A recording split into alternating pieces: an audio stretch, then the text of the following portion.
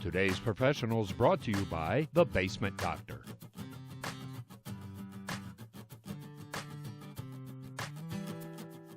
Hi everyone, back on location with John Clements, the Basement Doctor. You know what's fun? What? You are so out of your element right now, I'm at ease. I'm not in the studio this time, so this is my home turf, I think. Well, we are seeing a few things that are kind of gross. I'm just going to be honest. But this normal. is what's underneath all those beautiful older homes. Right. You're in a 100-year-old basement. You can't expect it to look pretty. Right, and it doesn't. No, but once you're we're gonna fix done, that. it's going to be pretty. Right, and I do believe that. What's going on here, John? Well, first off, look up above you. See the cobwebs? I do. Do you know what the cobwebs are a sign of?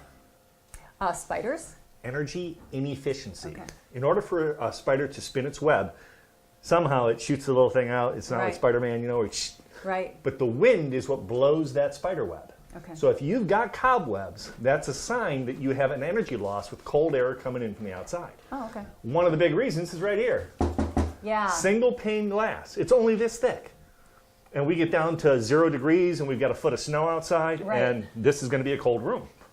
And then you can also see you get the leakage, you get the dirt coming in, you get the vines coming in above your head there, and that's the outside vegetation, if it's not maintained right, growing actually right through the concrete at times.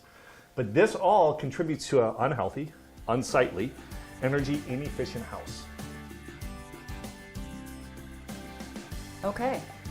I'm seeing some other things going on here. We're going to address them all. This is going to be beautiful Okay. when we're done. Okay, no, This I is do actually believe it. going to be the finished room. Great. Oh, that's exciting. Yes. And we'll be showing it to all of you here pretty soon. Thanks for being here, everyone. We'll see you next time.